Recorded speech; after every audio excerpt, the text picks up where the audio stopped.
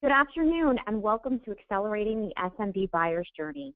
I'm Daria Pietras and I'm a content strategist with RSL Media. If you're not familiar with RSL, we're a content firm that helps enterprise companies engage with SMB buyers. Before we get started, I'll go over a few housekeeping items. You should see a control panel on the right side of your screen. You can listen to the session by using your computer speakers or your phone. If you've decided to listen by phone, just select the telephone option located in the audio pane of your control panel and enter all of the telephone mode information, including the audio pane. You'll have the opportunity to submit text questions to us through the questions pane on that control panel.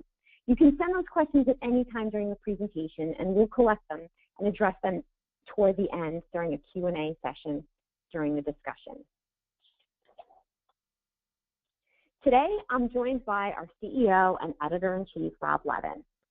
Rob recently published an ebook on today's topic, and if you haven't read it, you can pick it up at rslmedia.com. We'll also email you a link for a free download after today's program. On the webinar, we're going to talk about just a few of the topics covered in the ebook, but we'll go a little bit deeper with this discussion to share some best practices and ideas on how to accelerate the SMB buyer's journey. So before we get started talking about that journey, let's do a quick recap about what's going on with this buyer. Thanks, Daria. Hello, everybody. So I think everything I'm about to go over I think is common knowledge, but it's a good starting point for this discussion. Buying has totally changed, and it's changed for everybody, particularly for the SMB buyer. The buyer now through the internet, of course, has more power to information and access to information, less reliant on a salesperson. Advertising is a lot less effective than it used to be. Raise your hand right now if you have clicked on an ad today or even in the past week.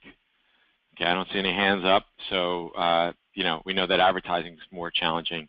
This idea of a straight line buying path has now been blown to bits. We know that buyers are going all over the place throughout their journey.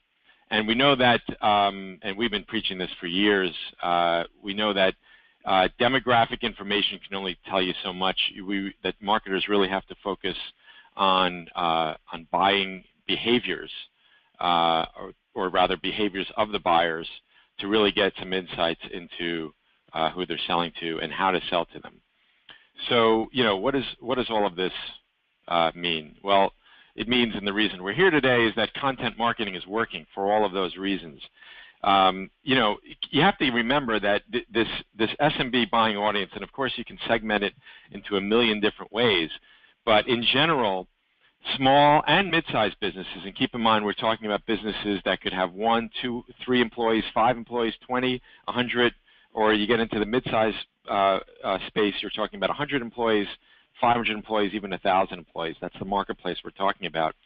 They're all facing disruption in their business, just like we are as marketers, and they're eagerly looking for new ideas and resources on how they can grow and better run their business. This is very critical for them.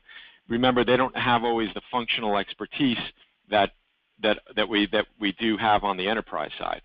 The other thing about content marketing is because it's working, everybody's now doing it. And this means you're not only competing with your competitors, but you're competing with media companies for mind share. And that's a really important thing that we have to think about, and that actually is the perfect segue to our next slide. And Daria is going to tell us a little bit about why we need to be acting like a media company. Right. So media companies really understand what it takes to develop a trusting relationship with its audience. Their audience relies on them as a resource. And if there's one thing that SMB buyers can't get enough of, it's reliable resources. So how do they gain this trust? First, they start by focusing on the needs and the wants of the audience. The content's immediate focus is not about sales or the media platform's agenda. It is about what's in it for the reader. So before approaching any content strategy, that is key to answer that question: what's in this for the reader? Media companies are also known for something very particular and specific. So you wouldn't go to read the New York Times and expect to find the same type of content that you would find at Popular Mechanics. So what is it that your brand can offer the SMB audience? What type of information can you offer that really differentiates yourself and that really fills a hole in the way that they are gaining this information? Along those lines of being known for something particular is also consistency. So in addition to consistently developing the type of content that your audience is expecting, you should also be delivering that content with a consistent frequency. So set that goal of either a weekly, bi-weekly, monthly, quarterly, however you want to break it down, and deliver that content to your audience when they expect it. Media companies are also masters of storytelling, and this is an essential element for not only engaging, but earning trust. When I think of educating an audience through storytelling, I think of Oprah, who was just the absolute best at this, whether it was her magazine, her talk show, her network. Her media platform educated the audience on making changes or improvements. And she did that through anecdotes or real-world stories about an issue or a problem. Then she would bring in an expert to break down that problem and offer some solutions or advice that would mitigate, improve, or avoid the issue. And they also introduced the idea of what should be the expected result by following some of this information or education. So that's great, but what does this look like for an SMB? Because the typical content that SMBs engage with are always how-to or service-type pieces. So let's take an example of cybersecurity. So what does this content look like? It would be a true story of a company that suffered a breach, a data breach, and the audience could then be able to identify with that company or they would be mirrored and see themselves in that situation. Then introduce an expert who could come in and talk about advice for either avoiding that situation or recovering from a data breach. And also, what are some of the results they should expect by following this advice?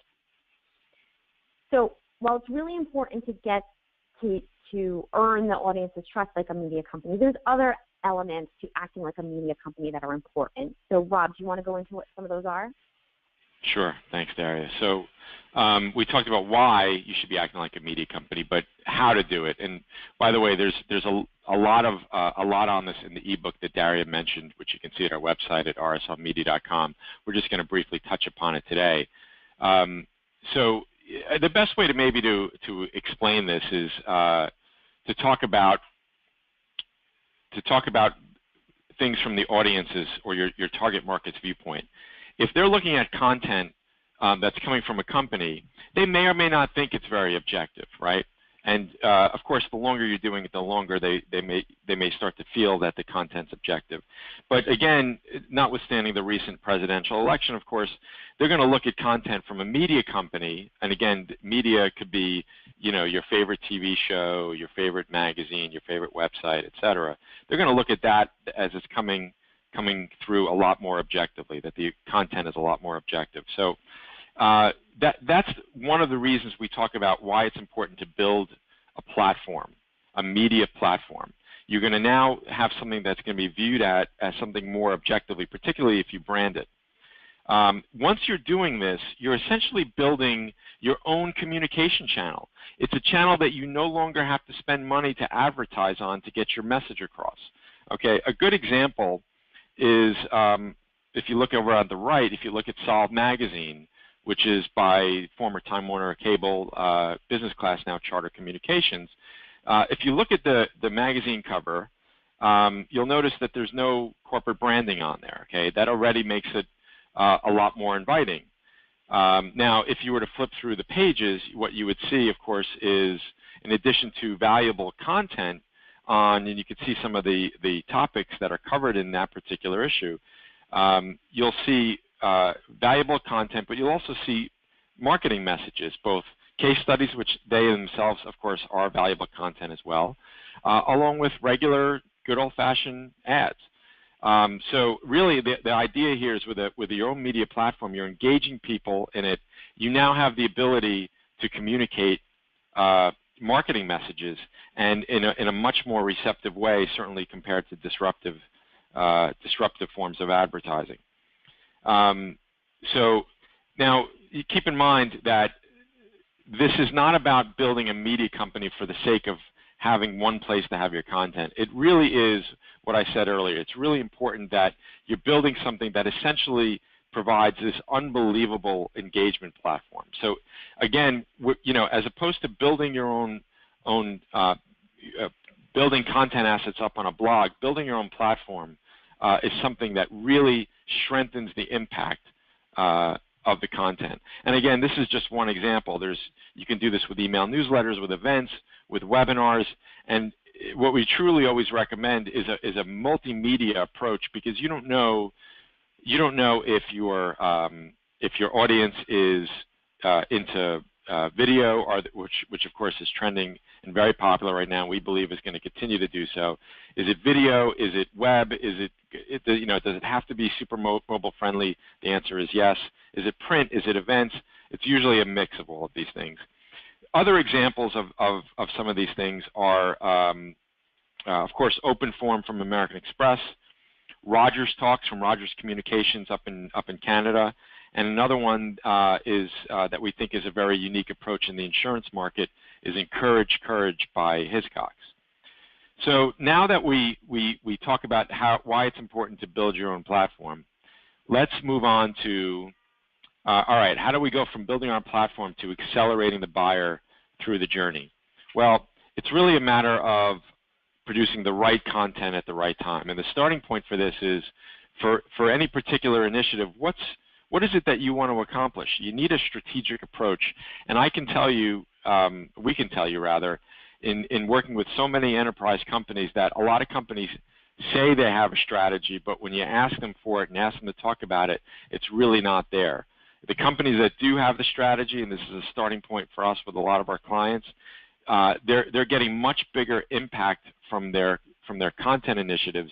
And the main reason for this is because it's not about putting content up there. It's about putting the right content up at the right time. And to do that, you need to start with a strategy. So what is it that you want to accomplish? Is it lead gen? Is it marketing to existing customers, and you want to do an up or cross sell? You want to promote partners? Are you looking to widen the consideration factor? All of these are goals that you want to accomplish that you can be building a strategy around. And keep in mind, it's certainly okay to have more than one of these goals as your goals for your strategy.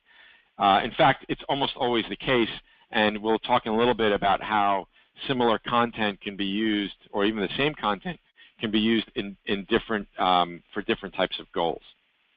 So what we're going to focus on here is creating different content for different stages of the buying cycle and why we would do that. Before we go over to the next slide, I just want to remind you that if you do have any questions, you can just throw them over in that question box on your control panel there, and we will do our best to get to them at the end of the discussion. So moving on here, let's look at the top of the funnel, right? What's the goal at the top of the funnel? The goal here is to engage and to build trust, right? And therefore, you only need a small connection with your product and your product's benefits. Okay, and we'll talk about how that changes as you go down the funnel. But again, the goal here is you just want to engage. You want to really focus on what is it that our target market is struggling with, or what's an opportunity for them. Okay, sorry about that, guys. A little technical difficulty. So here we have a few examples which Daria is going to talk about in a few different industries of, okay, here's the industry, here's the type of content, and here's potentially a sample headline. So Daria, why don't you take it from here? Sure. So let's take the banking industry to start with. So the type of content that a bank might want to be known for with the SMB audience is cash flow and how to improve their cash flow. So a sample topic for content might be 3 tips to negotiate better payment terms. It's a very small connection with the product benefit or with the service benefit. Taking a look at the commercial liability industry, they may want to be known for helping business owners find the risks worth taking, or SMBs finding the risks worth taking. So an example of that type of content would be 3 clauses to include in every contract. And then maybe the telecom industry, they may want to be known for leveraging technology to create a competitive advantage. And so a sample content topic might be, is it time for your SMB to create an app? So while all this is good for the top of the funnel and to engage in building trust, as the goal of your content changes, so should the type of content you're producing. So Rob, do you want to talk a little bit about what happens once you move towards the middle or the bottom of the funnel? Yep. So what are the goals of the middle and the bottom of the funnel? Well, at this point, we're really focusing on nurturing and really essentially getting the buyer the information he or she needs in order to get them closer to actually buying your product or service, right? The other goal here, by the way, is to overcome objections. This not only happens in a sales enablement situation, when the sales force is involved, but also beforehand, because remember, a lot of objections are never quite raised. A lot of objections are kind of implicit objections that you may never hear from the salesperson, but if you from the buyer rather. But if you can address them, you're actually helping them get over something that they're probably going to be facing with later. And content's a great thing to do there. So what are we trying to do here? Well, here what we really want is product or buyer aligned content. We want to mix what is it that is important for our customers. So really a lot of what we just talked about in the previous slide with the top of the funnel, along with, well, what is it that your product or service does for customers? What are those product benefits? And in here you have this sweet spot of what we call product aligned content. And this is content that is perfect for the middle of the funnel, because with that content you're helping these people understand more about what they need to know about those issues that your product or service is helping them with. This is also a great opportunity, by the way, as I mentioned earlier, to overcome objections. And here's a little tip here, which is what we have found is that the top 4 or 5 objections represent about 80% of the total universe of objections. So the way to deal with this is to simply go to some of your top salespeople and ask them what are the top objections. And I'm not talking about price, because that's typically not a real objection. I'm talking about those other objections. And then you can create content around that. We do a lot of work in the telecom industry, so objections might be like things like, well, I'm really worried about switching my internet service provider. Am I going to lose connectivity for a while? I can't afford to be down. So simple way to address that is, well, 3 things to think about so you don't lose internet service while changing providers. And again, that's just an example, but it gives you a sense of content that can help you overcome objections. And very, very important, if you look at the bottom right of this slide, very important here, always include a call to action. You can even do it in the top of the funnel, maybe less so, but as you're getting into that middle and bottom of the funnel content, you can be a little bit more aggressive with your calls to action in the content, around the content, before and after the content. And the thing here is that, look, content is great, and it's great to help the buyer, but we're also here to help them by providing that solution of our product or service. And you always want to make it easy for somebody to buy. A certain percentage is always ready to buy, even at the top of the funnel, and a lot more so at the middle of the bottom of the funnel. So just like we did just like Daria did at the top of the funnel, she's now going to give you some examples of content that would work in the middle and bottom of the funnel. Right. So I just want to kind of explain what that looks like to be more product aligned and more specific through examples. Okay, so if we're taking that bank that wants to be known for content that helps SMBs with their cash flow, we're going to go for something that is engaging but not very directly related, like the tips for negotiating better payment terms. And the next piece of content is going to be the basics of bank account controls. So this is very helpful information for a business owner. It doesn't have to be written about a specific bank account and specific features that your bank offers. It can just be about those benefits in general and how to incorporate them into your everyday operations. So taking a look at the commercial liability insurance example, so at the top of the funnel, the content was talking about the clauses to include in every contract. Then they're getting more specific here with mitigating the risks for your next big deal. And then again, Rob, you gave that example about the telecom, but another example might be something like the real cost of a slow internet connection to help really draw the reader's attention to things that they should be considering and how they can improve their business.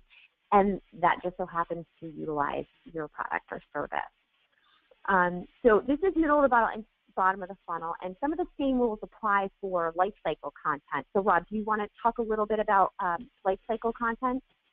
How'd you know? Of course I do. So, in here, actually, you're going to take elements, and for your existing customers, you're going to take elements of your top of the funnel strategies and your middle and bottom of the funnel strategies. More specifically, in the top of the funnel, we want to engage. Well, you want to continually keep your current customers engaged. After all, they are your top prospects, right? So you want that same type top of the funnel content that's used to engage them at the top of the funnel. That same exact content can be used in life cycle. So if you had two different newsletters, one for customers, one for prospects, you can be using that same content there. And then as you're thinking about an upsell or let's say a cross-sell, then you're going to take the same tactics from the middle and bottom of the funnel. So whatever that product is that you're trying to cross-sell, you want to, again, find that sweet spot. If you remember that Venn diagram, you want to take that sweet spot of a mix of things that your small or mid-sized business buyer is facing in their business, along with the benefits of your product, and create content around that. And again, the same content that you might be using for the middle of the funnel could be used if you're selling the same product in a cross or upsell situation. And of course, for life cycle, it's a great opportunity to be making your product stickier by creating content around product usage. So again, going back to the telecom business, what we're hearing from our telecom clients is we really wish that our clients would use some of the things that we give them for free. We use them more because then it'll be stickier, things like Wi-Fi or things like security. Well, content is a great way to do that, right? You can have content or use videos, by the way, are usually a great way to do this, that actually shows how your product is being used. It's a great opportunity to make your product a lot stickier. And again, as I mentioned earlier, we have more examples in the ebook that Daria talked about, which you can find at our website at rslmedia.com. So, Daria, why don't we switch gears a little bit and talk a little bit about what it's like to, as we say in quotes, speak SMB. Right. So these are just some things that we've learned over years of working with and communicating with SMBs. And these are sort of four of the top things that we keep in mind when we're creating content that resonates with this audience. So one of the first things to keep in mind is to go above and beyond what's obvious. So what does that mean? That means that this audience can go to, as Rob said earlier, several different platforms, media sites, or other brands to get information about running their business. So what type of information can your brand present to them that they can't get elsewhere? Another thing to keep in mind is to use expert sources.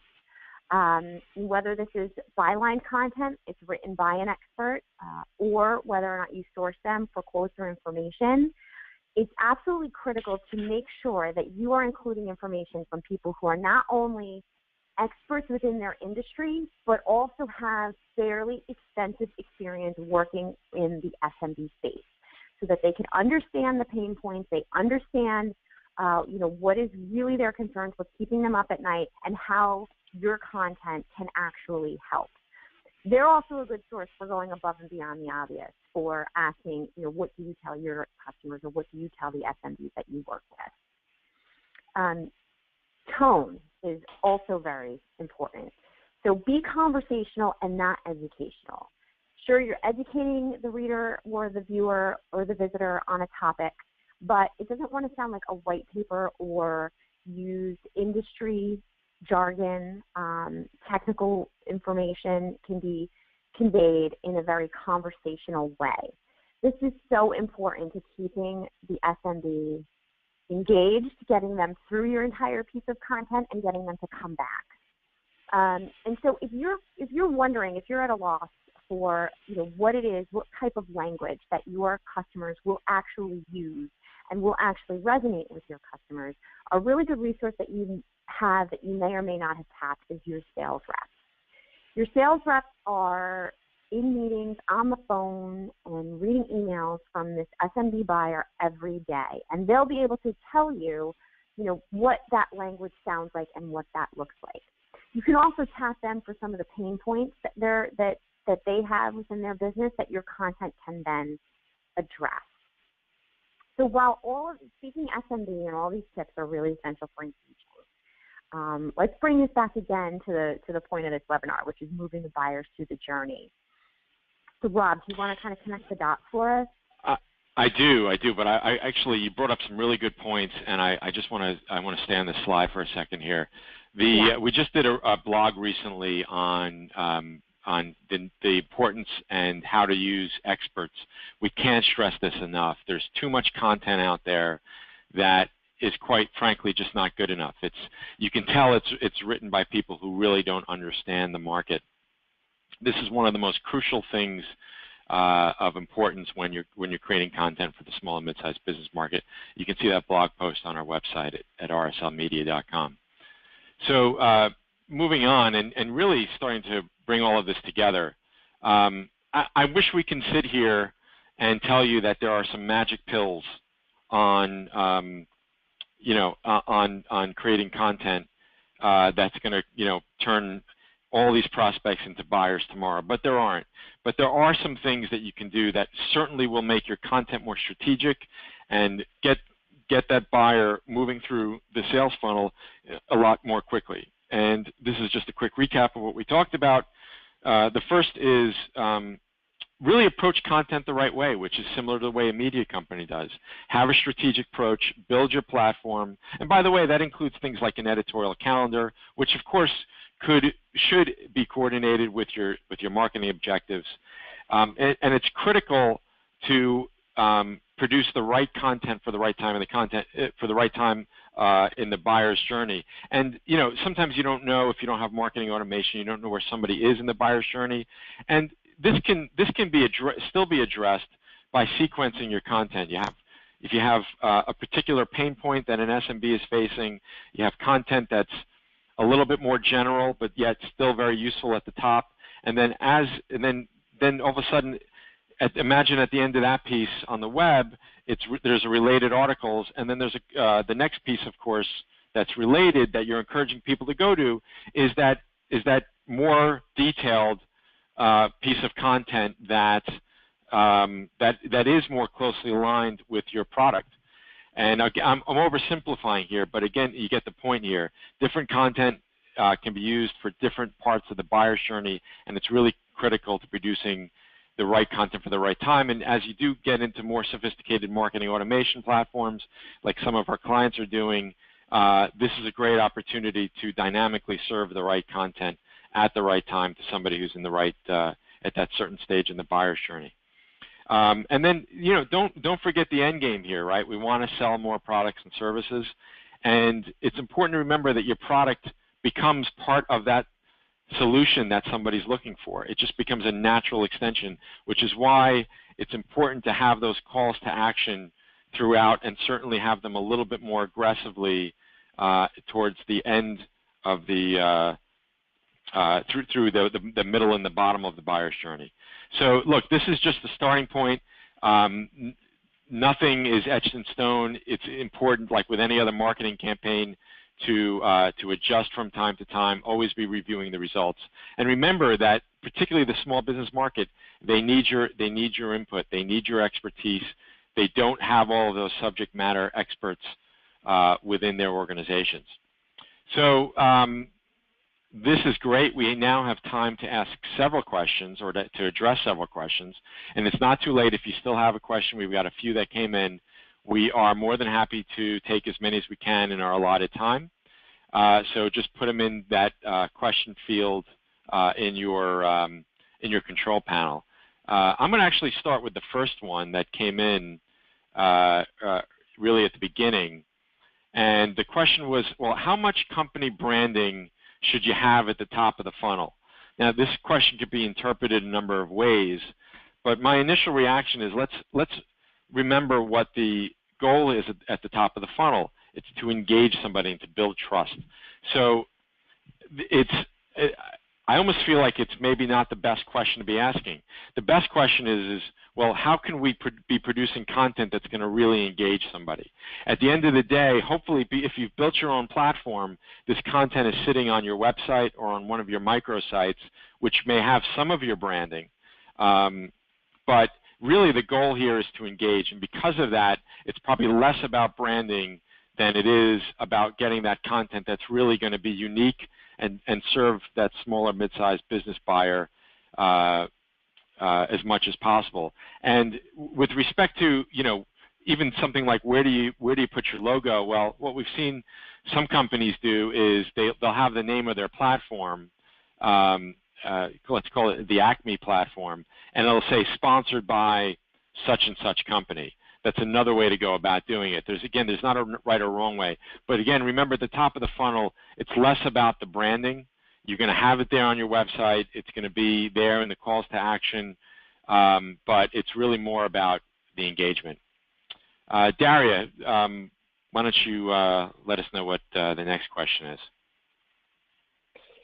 Sure. So we got a question in about the increasing use of video. So the question was if we're seeing an increase in not only the use but the effectiveness. So do you want to address that, Rob? Yeah, I'll start that off. You can let me know if you have anything to add. So video, all the metrics are certainly going in the direction of video content. And this is not just a millennial thing, even though millennials are really driving a lot of it. Video is particularly short-form video. We're talking about 2 minutes, maybe 2.5 minutes. Video is a great way to really force you to boil things down to the essence.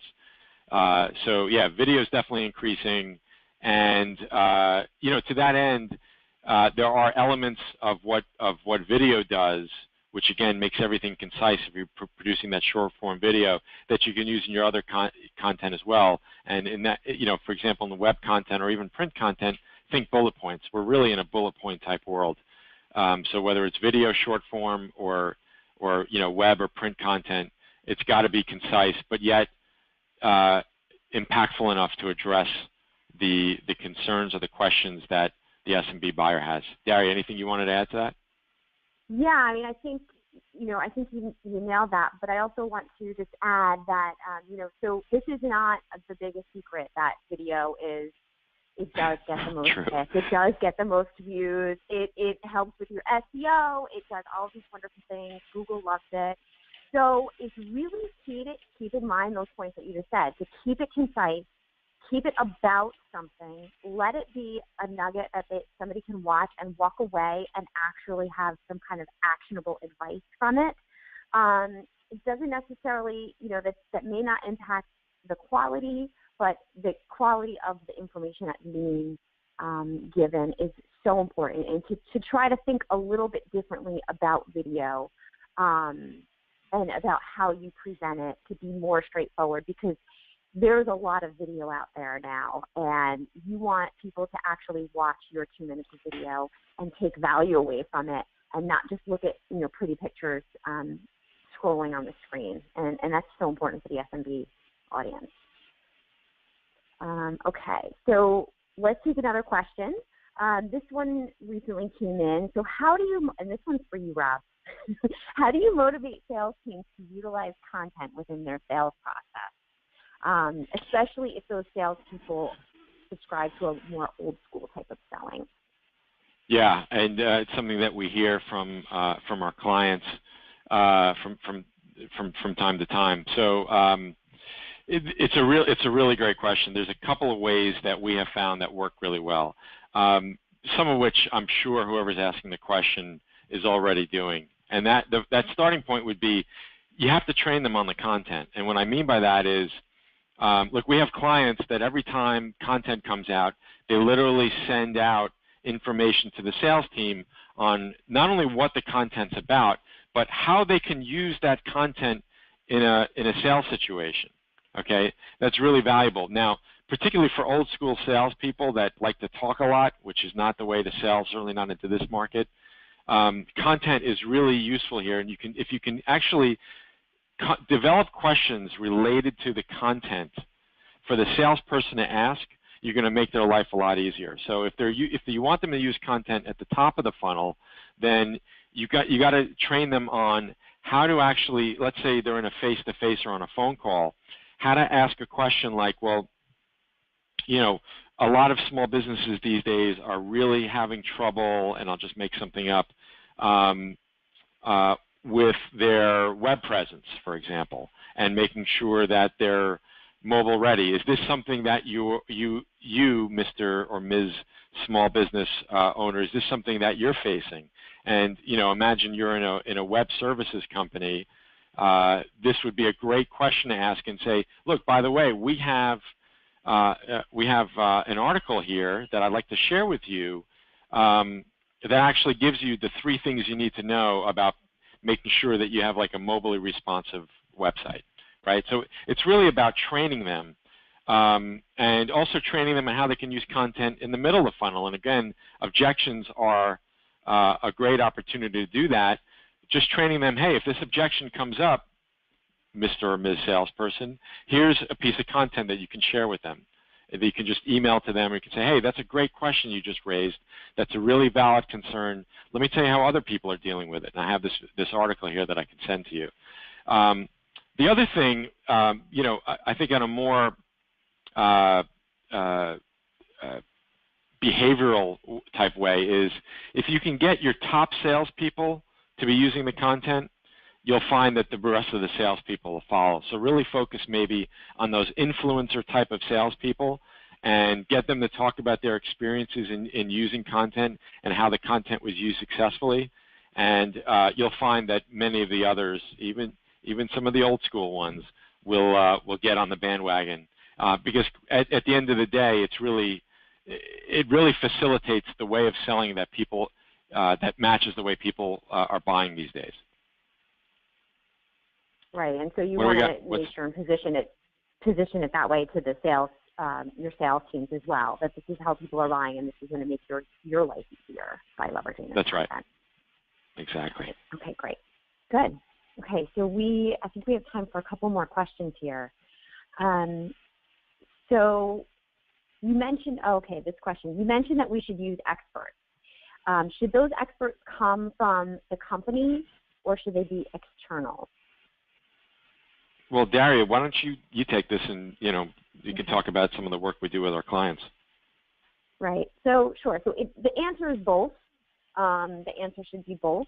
Now, when you're talking, especially when you're looking at the middle to the bottom of the funnel type of content, where it's very closely aligned with the product or service, tapping in-house resources is great for a few reasons. One, you do have experts, and their information and their experience can help your audience. And it should be delivered, that content should definitely be delivered in a consultative way. Again, without talking so much about the benefits of the product or service, but really the usage and how an SMB can benefit from a specific type of practice or implementation of whatever it is that you're talking about. External resources, they're key for filling gaps as well. They also create credibility for your brand, that you're going outside of your organization to try to collect and deliver really useful information for the SMB. So that's helpful as well. What we've done with our clients in the past has been a mix, a balance of both. So this also helps support that trust too, right? That we're tapping in the appropriate and best resources to provide the best information on each topic as it is applicable. So I think the short and the long answer is both. Do you want to add anything, Rob? I do. I think I want to make it very clear that you don't have to do anything, and we mean that really sincerely. So if you don't have the right experts inside an organization, and I'm talking about subject matter experts, they don't have to be great writers, because you can always bring a writer in to work with your internal or your external subject matter experts. But if you don't have the right people inside, it's okay. There's nothing wrong with that. On the other hand, if you have people that really know their stuff, I would certainly encourage you to leverage it, to leverage that internal resource. And of course, there's a world of external resources out there. Either way, you should go through that same rigorous process to make sure that those things that Daria mentioned on the Speaking SMB slide are covered, that they truly know what they're talking about. You're going above and beyond the obvious. And, you know, I think a lot of this is also consistent with acting like a media company. And Daria, you've worked in more media companies than I have, so, you know, this is the world that you live in and lived in. You know, it's about having that editorial calendar and having that process for content to make sure it's going through that quality control element, right? That's crucial, because every single piece of content out there is reflective of your brand, and you're either pulling people in, maybe you're keeping them neutral, or you may even be pushing them away. It's really important, whoever the expert is, internal or external, to be a true expert and to make sure that that content is actually coming out. Right. That's good advice. Okay, let's take another question. So what do you see as a healthy mix of useful content and marketing messages? That is a good question. So I'll take a stab at that. So it's there's no magic answer. And if you think about it the way I mentioned earlier, it starts to help you think about what that answer should be, which is your product, your service should be a part of that solution that that at least some of the buyers are looking for, right? So if you're talking about an individual piece of content, you don't want to be having calls to action all over the place, because it takes away from the content experience. And content experience is something we didn't go into in this webinar. Maybe we'll do it in the future, but it's really important. Just look at all the attention that's being paid to the more general topic of customer experience. You don't want to overwhelm it, but at the same time, we always encourage our clients to have that call to action adjacent to or in their content, because you just don't know. There's always some percentage of people, and you don't know who it's going to be, that's ready to buy, even in the earliest stages of the process. Now, as you look at your platform, you know, how many marketing messages should you have there? You know, again, there's no answer, but if you think about let's say a print magazine, and I know there are some people still doing print. If you think about a print magazine, well, most I would say B2B or business type of magazines, they're probably looking at somewhere between 30 to 45% ads. In this case, ads are your marketing messages. I wouldn't go beyond that. You can certainly go lower than that. So I would probably say somewhere around 30%. And then for a digital experience, just look at what some of the media companies are that operate in the same space or operate in terms of serving small and mid-sized businesses. Look at what they're doing, and then I will dial that back a little bit, because those media companies need to pay the bills with those ads, so they're going to be very aggressive. Even if it's okay for them to be turning off some of the audience with it, because at the end of the day, they have a model that says, well, we can lose some readers in order for us to deliver this type of revenue through ads. So I would dial some of it back, but that's what you can use as a starting point. Look at what some of the other media companies, particularly ones that you like, are doing, and then you can kind of mimic that and dial it back a little bit. Anything that you have to add there, Daria? No, I think you've covered it well.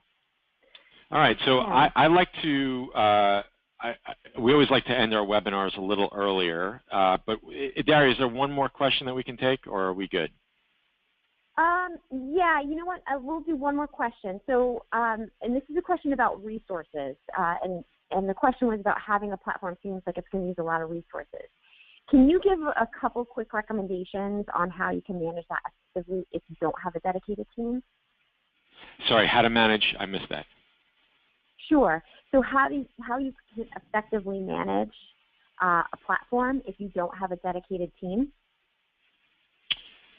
Well, it was a I question mean, about resources. Yeah. Yeah. Other than hiring us, you know, one of the things I think you're going to see a lot of brands doing is they're actually bringing on editorial talent in-house or on a freelance basis. So that's always an option. You're seeing a ton of brands doing that. I mean, you're actually seeing brands also acquiring media properties. So you know, these are brands that fully understand that content's a way to engage, and this is really the way to sell going forward. The thing to watch out for, if you, let's say you bring somebody on that has an editorial background, is you also want to make sure that they understand the balance between editorial and marketing. It's obviously producing great content comes first, but they need to know enough about the strategic side to make sure that the marketing goals are being met as well. So I'm a big proponent to hiring people with good editorial backgrounds as a way to deal with that, whether it's freelance, internal, or whether you come to a content development firm like us. Okay. So I'd like to thank everybody for joining us on the webinar. I hope you had as much fun as Daria and I did. If you'd like to discuss how any of this, what we covered, applies to your company, you can contact Amali. You'll see her email there, aridwan, A-R-I-D-W-A-N, at rslmedia.com. And of course, you can check out our ebook, which is also at rslmedia.com, and our blog posts, and sign up for our newsletter at the website. And we look forward to hearing from you. And until the next webinar, we'll see you soon. Have a terrific Thanksgiving.